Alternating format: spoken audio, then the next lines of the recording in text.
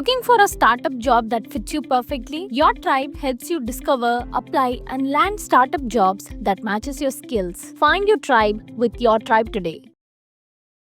Razar, welcome in PTI and thank you for coming here. Thank you, Shuja, for inviting me. So we would like to begin with the current situation in the West Asia, particularly between Israel and Iran. Could you try and explain to our viewers what were the reasons as to why Israel took the action against Iran? Did Israel have definitive evidence about the Iranian nuclear program being an immediate threat? Absolutely. Basically, what we did is we acted at the almost last moment we had in order to foil and remove Iran's plan for the extermination of our state. Iran has built in the last 30 years a strategy that would allow it to annihilate the state of Israel. For some people, it's very difficult to believe, but this is the truth. They have built a strategy that has basically three tracks. The first and the most dangerous track is the nuclear track, because this regime that has sworn to destroy us and has stated that multiple times was actually acquiring the means to have weapons of mass destruction. So they have deceived the international community and the IAEA for many years. And only last week, 10 days ago, the IAEA issued a report saying that Iran is in a situation of non-compliance of the safeguards agreement of the NPT.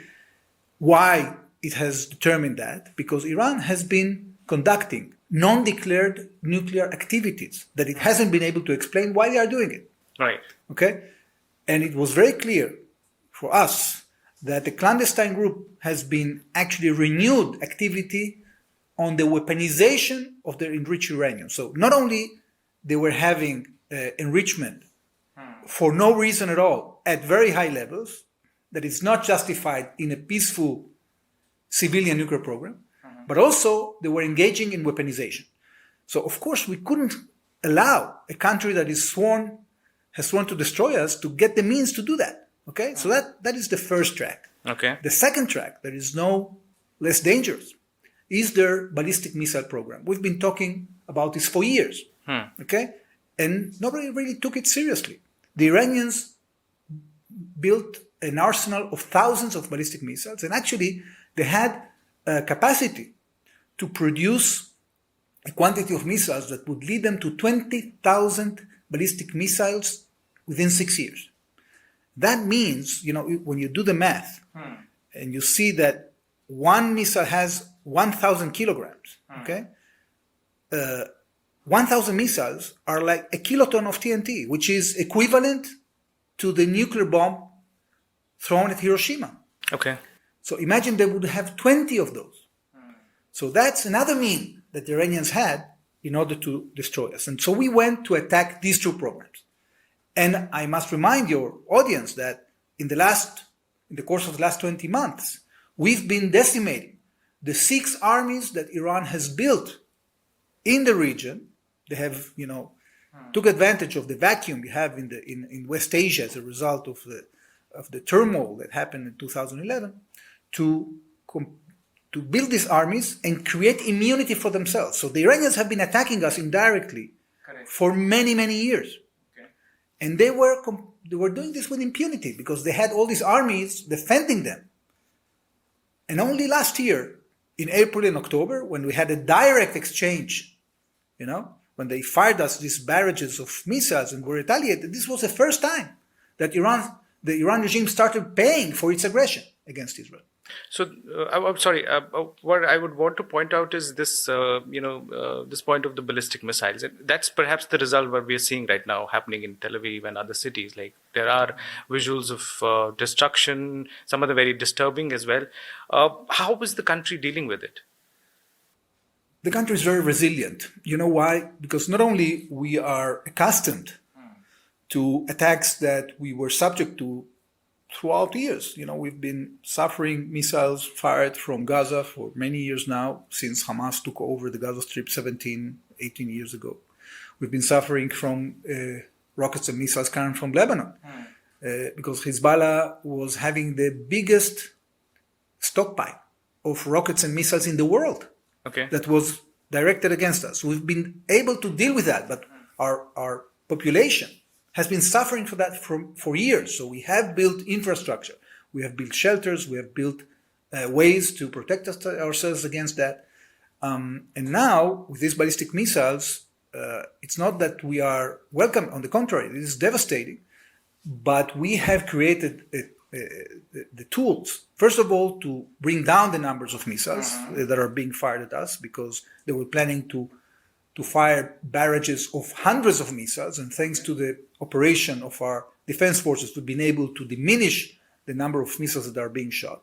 In addition, our air defense systems are basically targeting most of the missiles before they arrive. Unfortunately, a small percentage of the missiles are hitting our urban centers, and the result is very unfortunate. We have 24 dead, we have hundreds of wounded, we have damage in billions of shekels, but the public is more united than ever.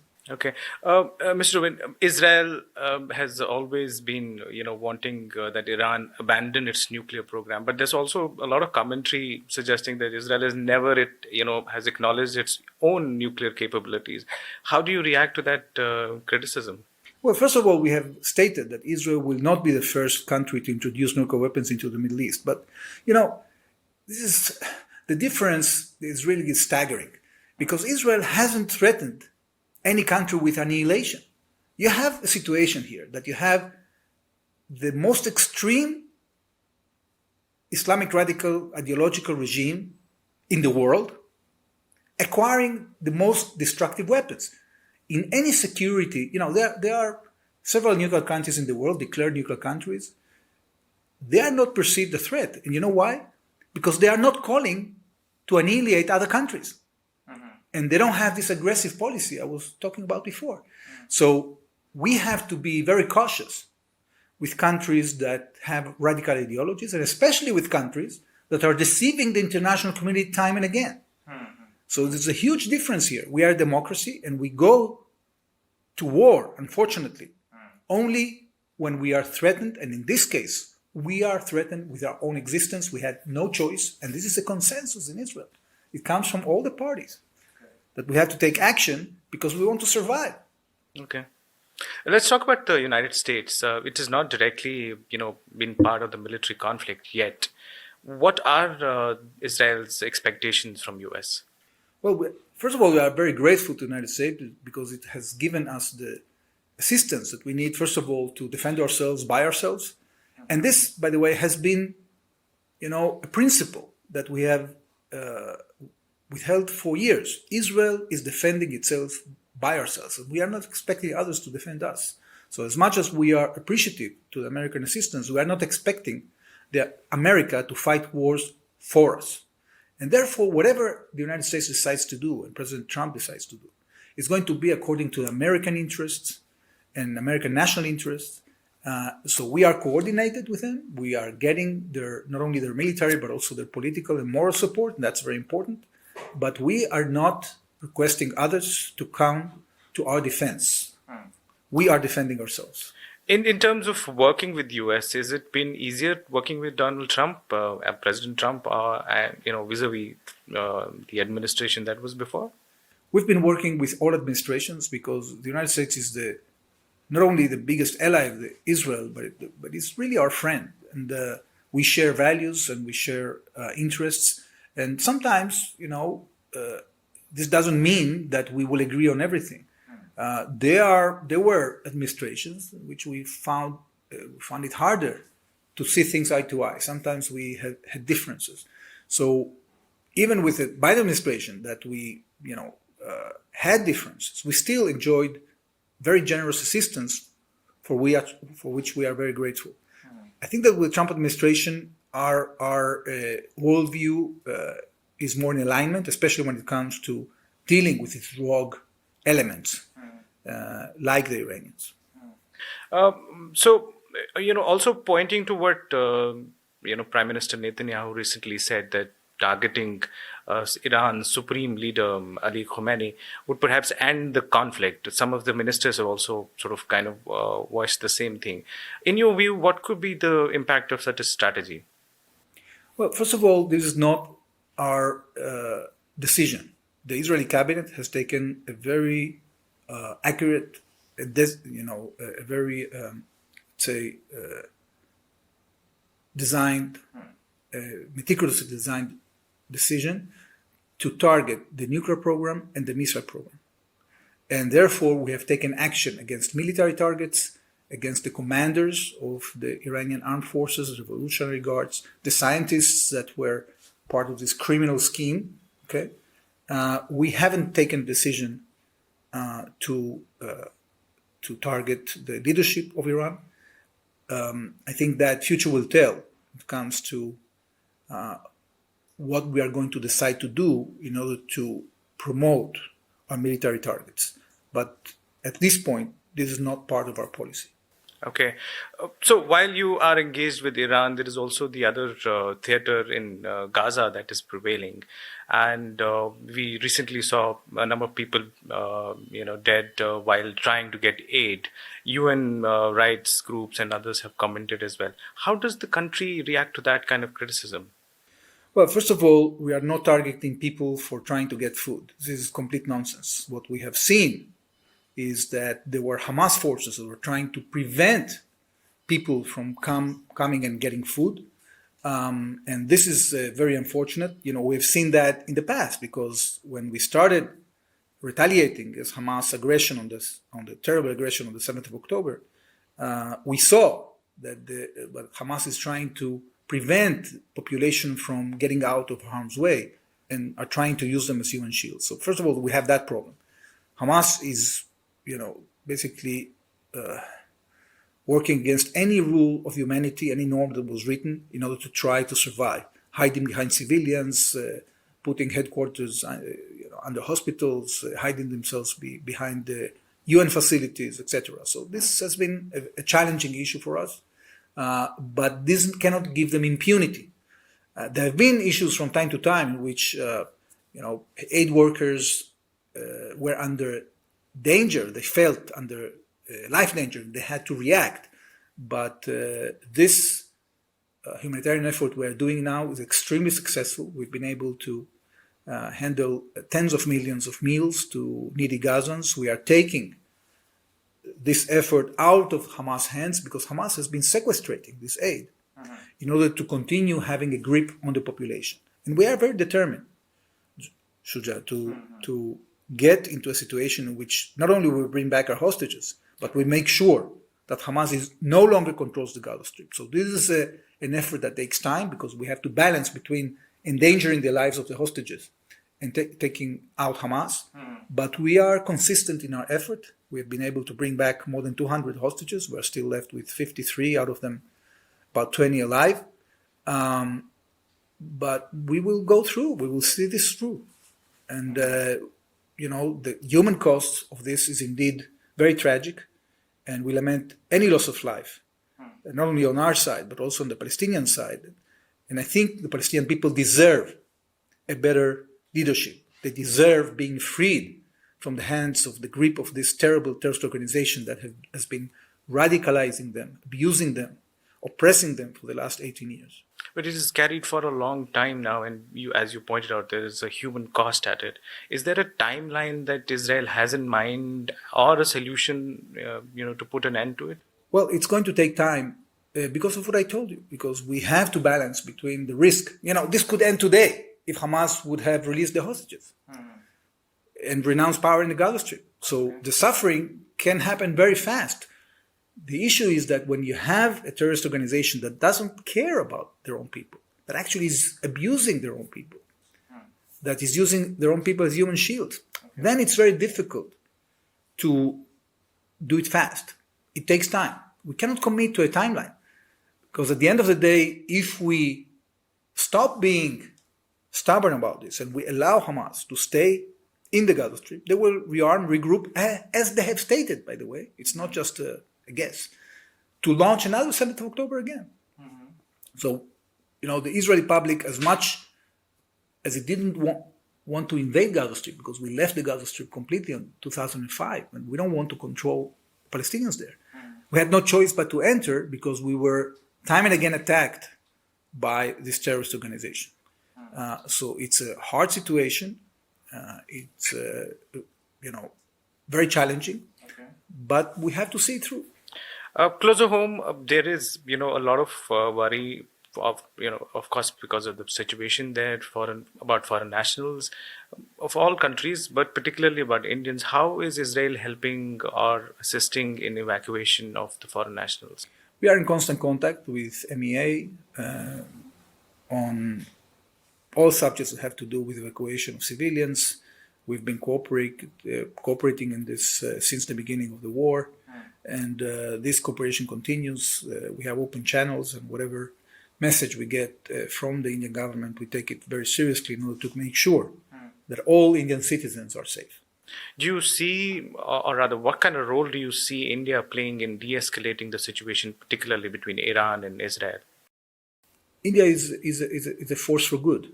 Is a country that wants stability and needs stability in order to continue the very speedy development of your economy. Something that we see positively, and we try to engage with that as much as we can. I believe that if we manage to defeat the radical forces, stability and prosperity could not only be restored, but India has a major role to play in our region, because it brings with it a lot of opportunities for development and prosperity. Okay. The whole issue of connectivity between Asia and Europe that can pass through the Middle East, the extreme energy that is coming from this country in terms of workforce, in terms of initiatives, entrepreneurship, logistics, high tech. It's very difficult for any entrepreneur to invest for the long term when you have threats, terrorist threats, like the threats from Hamas, threats from the proxies of Iran or from Iran itself. So I believe that this huge effort that Israel has embarked in to decimate these proxies of Iran and put Iran in a situation that has no choice but to change policy, or at least it won't be capable to throw all the havoc they've been throwing to the region for the last decades. I think this is something that is great news for the development of the region and the development of the world. And by defending itself, I think Israel is doing a great service to India, to the region, and to the world. Last couple of points. But India has had, diplomatically, it's had a neutral position between Iran and Israel. How do you see that unfolding? Well, India is not part of this conflict. And, as Israel is not part of the conflicts India has, but we share interests and we share values. And not only that, we cooperate to challenge those security threats, and we are doing it quite successfully. We have great cooperation. We are building together capabilities, military and defense capabilities. And this is derives from the fact that we have gained a huge amount of trust. And we are capable of leaning on each other when it comes to manufacturing the things that we need in order to defend our skies, in order to be more effective in the way we deal with terrorism. And this, I think, is a huge blessing for both countries. So last thing, in this whole thing, would you want to give our viewers, a sense whether Israel is also has plans of solving this diplomatically with Iran? Well, we've been trying to solve this diplomatically for the last 3 decades, Shuja. And there have been multiple stakeholders that have been engaging with the Iranian regime. Unfortunately, this was exploited by the Iranians to continue their campaign of destruction, of amassing of unconventional weapons of mass destruction. So we got to a juncture that we understood that if we don't take action, this is going to actually lead to our annihilation. Okay? So once we deal with that, I think, and once the Iranians feel that their regime is in danger, I think the chances are much increased that you will have a diplomatic outcome. Because until now, the Iranians weren't really negotiating in good faith, and in a reasonable way. So in order to get them back to the table, to actually renounce these malign plans, we had to take this military action, and I think this effort is going to eventually contribute to the diplomatic efforts the different stakeholders are trying to promote. Okay. Thank you so much, Ambassador, for coming here. Thanks a lot. Thank you.